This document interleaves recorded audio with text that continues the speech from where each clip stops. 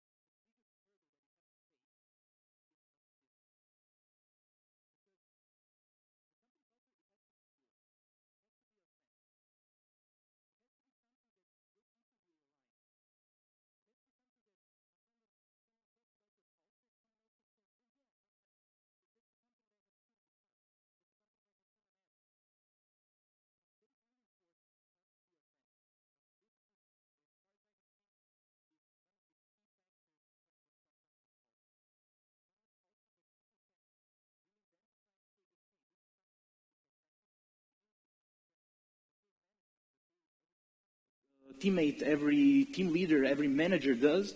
And it's really important. It's really important to have a company culture that people can get behind of. And if you've heard Joachim's talk yesterday about the Spotify model, then one of the things he has made an excellent point is that a lot of companies have just came in, saw, oh, this looks great, let's just implement it. We'll just copy the Spotify model and it will be perfect. It will be the perfect thing for us. It will solve all of our problems. But we all know that is not true, because when you copy someone else's culture, even in good faith, thinking that it will benefit you, most of the people will see it as an empty gesture. Even if you use someone else's, we'll talk about it a little bit later, even if you use someone else's culture, you should use it as an add-on to your own culture, because you want your culture to be yours. And then the question is, okay, how can you make it authentic? How can you make your culture authentic? How can you make it yours? How can you make it something that people can get behind of?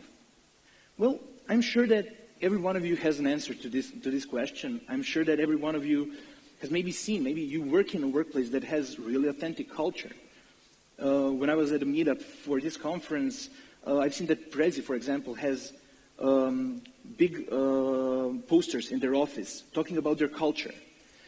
And that is authentic. People, when they see it, even from the outside, it looks like something that is really authentic. But I don't know if that's possible for everyone and each one of your companies. Some companies, I'm aware that if you work in a corporation, even before we were talking about how a lot of corporations really move slow, you won't be able to change your culture. You won't be able to maybe make it more authentic if it isn't currently. Maybe in a startup you can do it more easily. But I would like to propose one way that you can really make your company culture authentic. And that is open sourcing it. I would like to see how many of you know about the open source movement. Please raise your hand up if you've heard about open source. Yeah, almost everyone, if not everyone here. Well, the open source movement, as you know, is something that has been around for the last few decades. It revolves around the idea of sharing your projects, collaborating with people on making it better, making improvements, giving it to the community to remix it and give it back to you and have an opportunity to do something about it.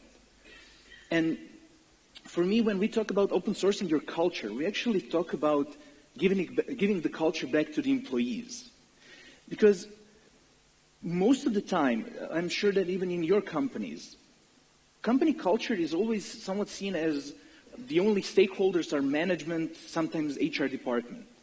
But that shouldn't be true. All the employees are the ones that are working inside that culture. All the employees are the ones that actually contribute to that culture. And there's always someone else, someone on the top that tells them what is good, what is not, what should be done and what shouldn't. But actually, if you try to think about this, a lot of companies fear giving people the power to express what they feel and how they feel. But most of the times that fear is irrational, because when you talk about company culture, people are already living it. And actually asking them what is important for them and in what ways they can change it is actually just being transparent and talking with your people.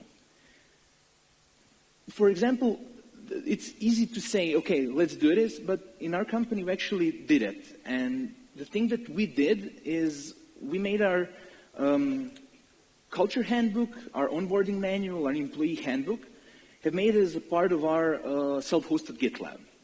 I don't know how many of you know about GitLab. I'm sure since there are a lot of developers, Scrum Masters, business developers here, I'm sure that you know what GitLab, GitHub, or different versioning control systems are. But in the essence, it's a tool that we use, that mostly our developers use to contribute to their code, to share and collaborate, to make reviews, to use it as a place where they can look at a project through all of its phases.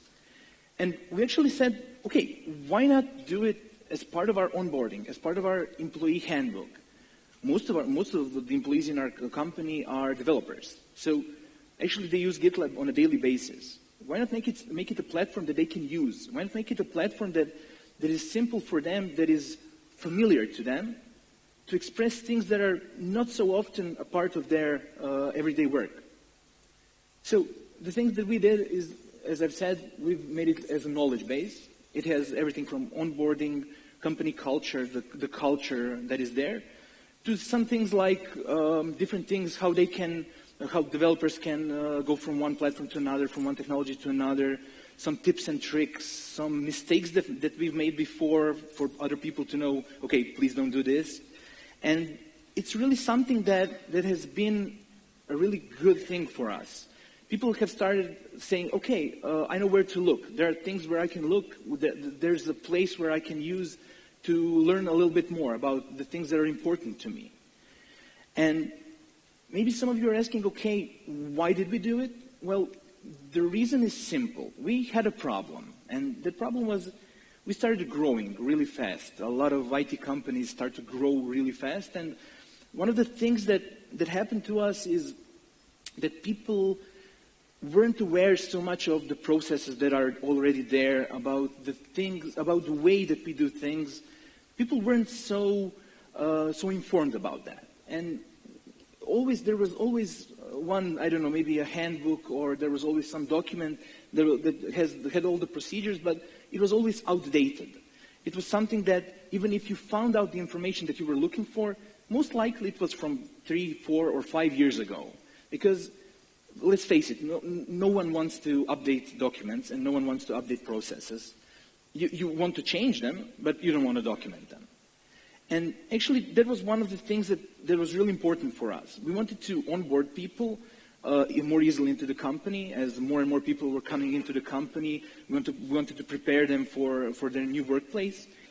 We wanted to educate people. We wanted everyone to be able to learn from others, for some senior developers to put some tips and tricks, to put some education things that they can do while they're at their workplace. But also, we wanted to set up a standard for quality. Because when you look at all the processes, you want to have them as strict as possible. You want to have a process that is bulletproof.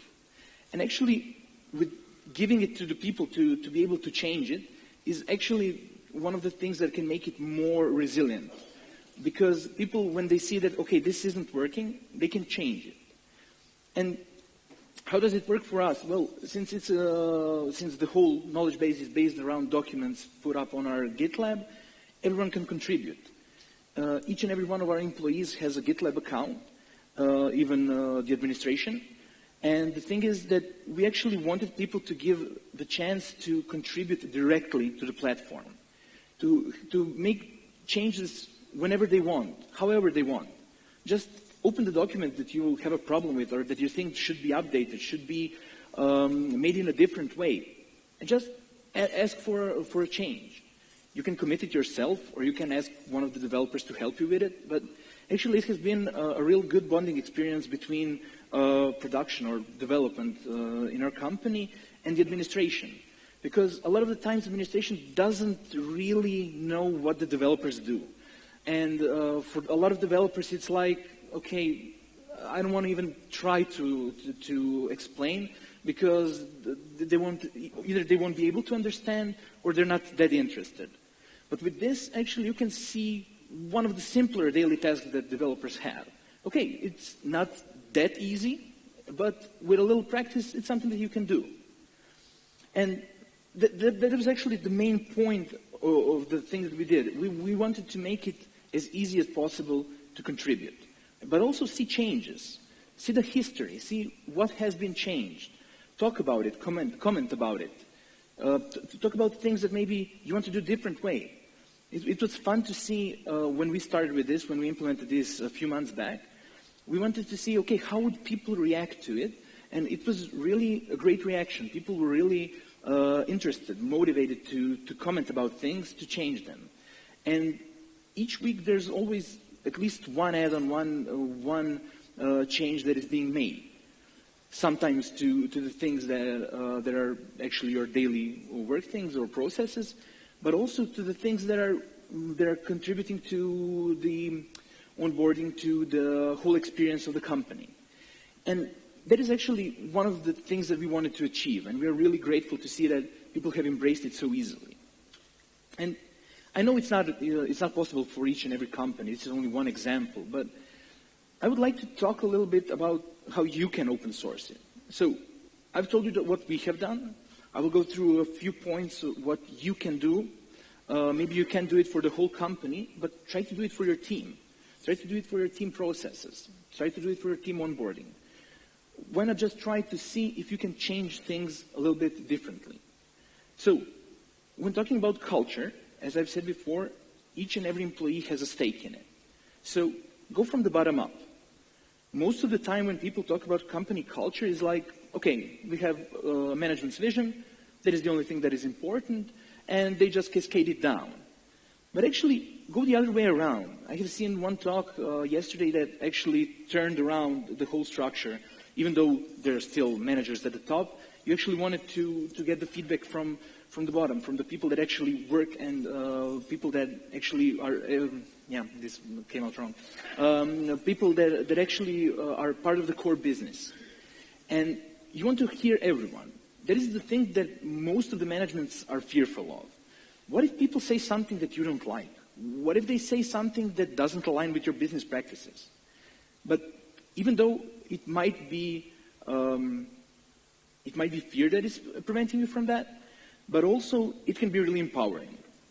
So try to give each and every employee the power to contribute. Try to give the less vocal people.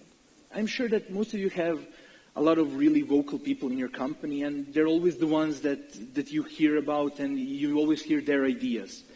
But try to empower those that don't have so much to say, that are not as vocal. We have found out, we actually made in our company, when we were talking about company culture and setting the whole thing up, we made focus groups with each and every one of the employees. We made a few different focus groups. And some of the best key points that were made by people that aren't as vocal. People that we actually had to extract the information from, but that information was really, really valuable. So if you want to make a significant change, you have to empower everyone, because everyone is part of the company culture. Well, it wouldn't be, so you have all the info that you have gathered, even from going from the bottom up, you have empowered everyone, but what's the point of all that information if you won't use it? Well, the point is, you should use it to change things up. You should use the information that you have gained, see how people see your current culture. What do they see as problems? What do they see as things that should be made differently? And use that information to change things up. Start small. Don't make significant changes first. Try to start with something small. Try to start with something, maybe how inside one department, how communication works. Maybe start with that. Start with some smaller problems that you have inside the department or office or team. But be sure to change it. That is actually the whole point of this. Giving people the power to change things and then actually going through the change. But doing a change without tracking it, without KPIs, without having some metrics is not so good idea. You want to track it, but you also want to, after tracking it, you want to change it up again. Because maybe you have seen things that are better after that. Give time to people to implement the change. Give time to the people to comment on things that are important to them. Track it, and then just use that information to change things up again. Maybe now it's time to do some significant change. And also, when talking about open source, you have to share it. You have to share your culture. It's mostly about internal sharing, but it's also about external sharing. If you've done all the steps before, your employees already know what the company culture is, how they can contribute to it. But try to doing it externally. I have seen a lot of examples. I mean, we're not the first ones to do this, but I have seen a lot of examples of companies actually sharing their culture handbooks, sharing their visions, sharing their goals, sharing their values. But it's perfect to have a platform where you can share it with others and then get the feedback on it and then actually implement the changes for yourself. actually give a little back to the community. And actually that's a big part of the things that we want to do next. As I've said, this is something that we have implemented a few months back. We are seeing really great benefits from it. But actually the sharing part is the thing that we haven't yet implemented. Because that is something that has a lot of, when we talk about change, and we have talked a lot about how people are resistant to change, people are always fearful, what will happen? Okay, if I get feedback on this, will this be something that will be bad for me? Will this be something that will be good for me? But when we talk about what is next for us, it's absolutely sharing our culture. We have already set up the platform. The next steps for us are sharing it with everyone. Giving it to people to see, okay, how is it to work here? Take something from that, as we've talked, not copy it, just remix it. Use it as something that you want to use. And that is the most important thing for me when talking about open sourcing your culture. You want to be able to do things differently. I'm sure that most of you want to work in places where your voice can be heard. And that is actually really important. So I would like to go through a little bit of things that I find that are really important when talking about making changes in your company culture. And one of them would be when talking about the company culture is that it's really important for your business's growth.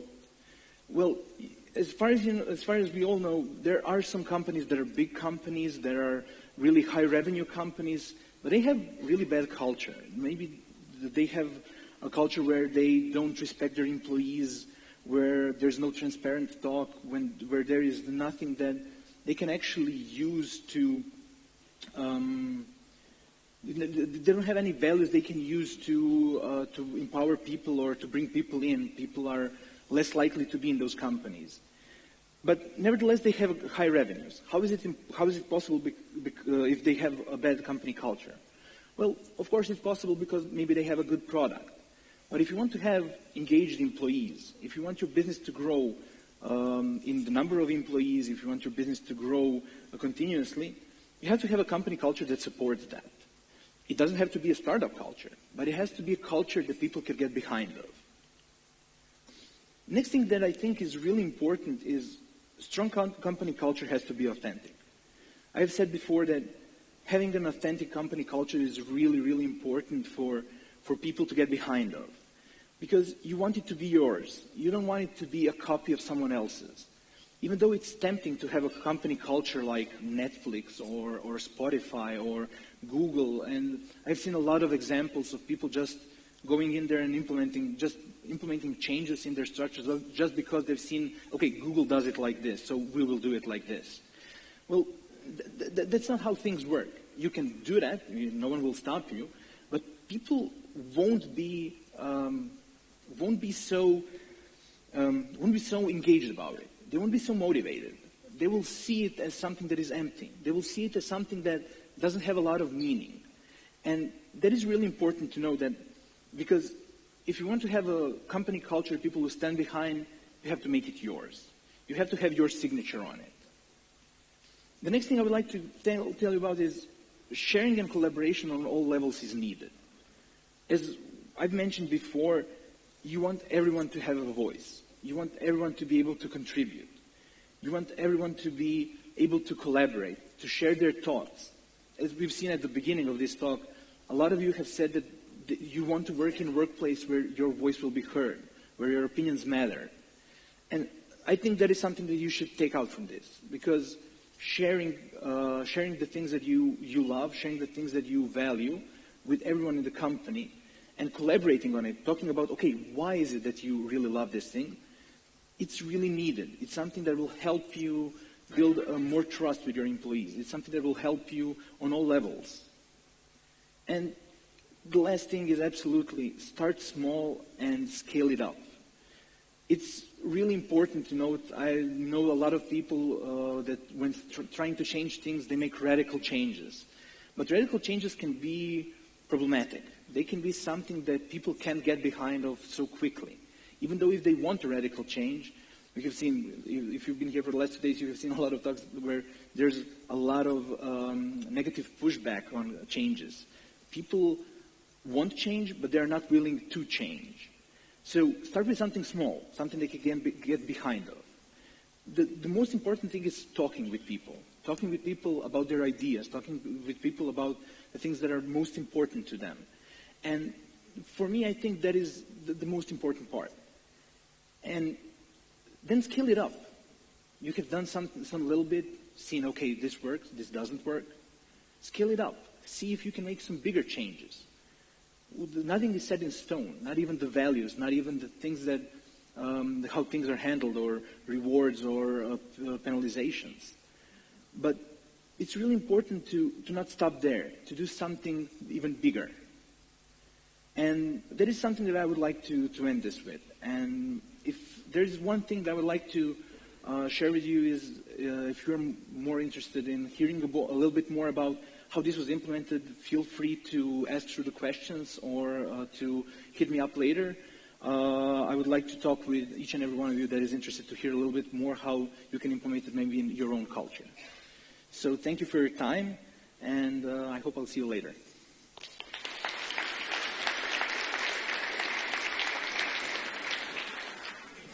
All right, thank you, Davor. We've got a few questions here.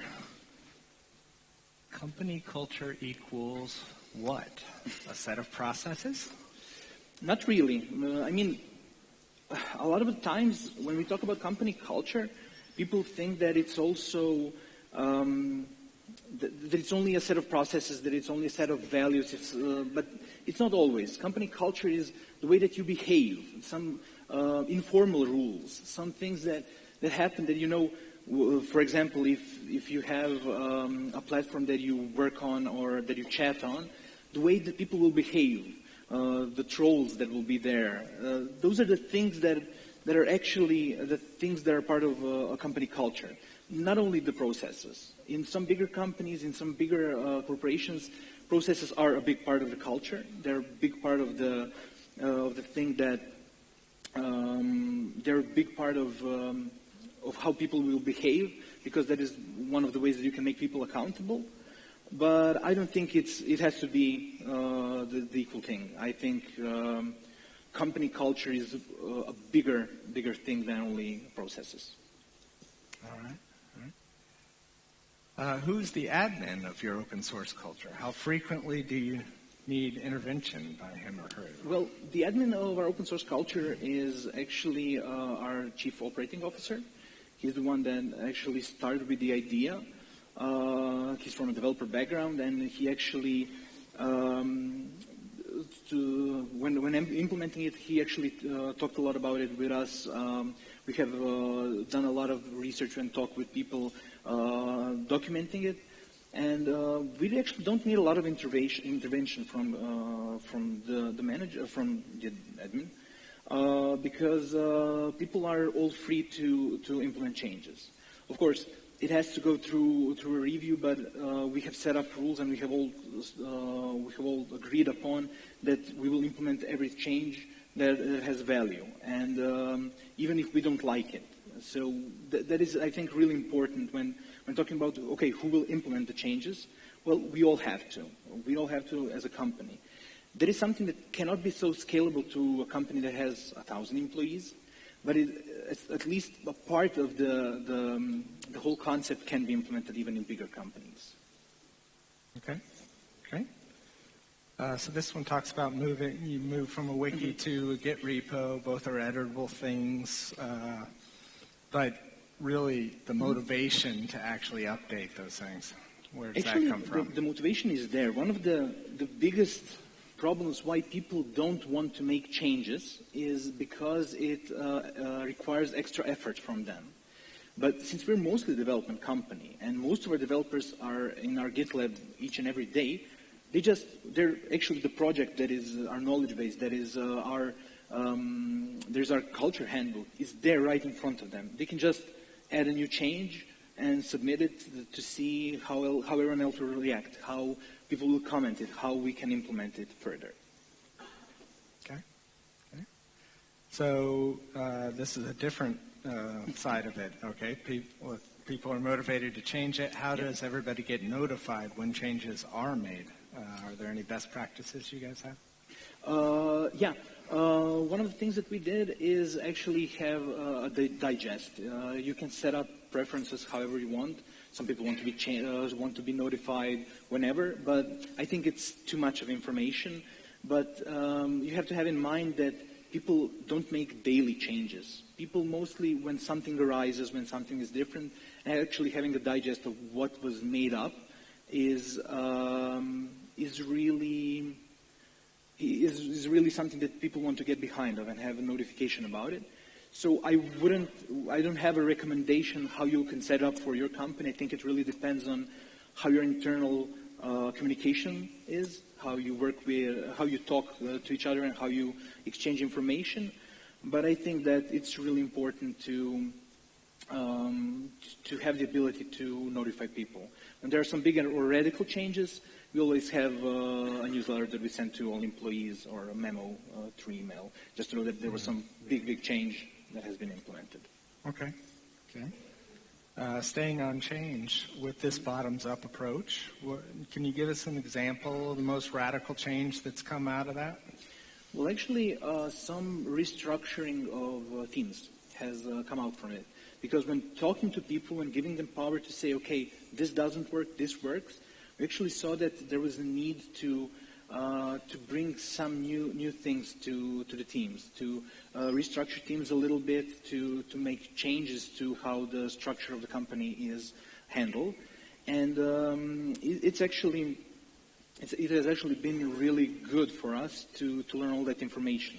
You can get it without changing your culture, of course, but it was a big part of it. And through this continuous updates, it's really easy for people to ask for more changes that are needed for them, to ask for changes that they would really like to see. Okay, so they feel empowered to do it. Okay, let's do one last question before break here. Why Hexapus? Well, it actually, it was when the founders of the company were three guys, developer, business major from an IT background, and a designer. And the designer had an idea of having the octopus with three let's call them hands on each side, representing each one of them. So it's like two hands from three people. Ah, gotcha. Great. Well, let's all say thank you to. And we've got a gift for you over here.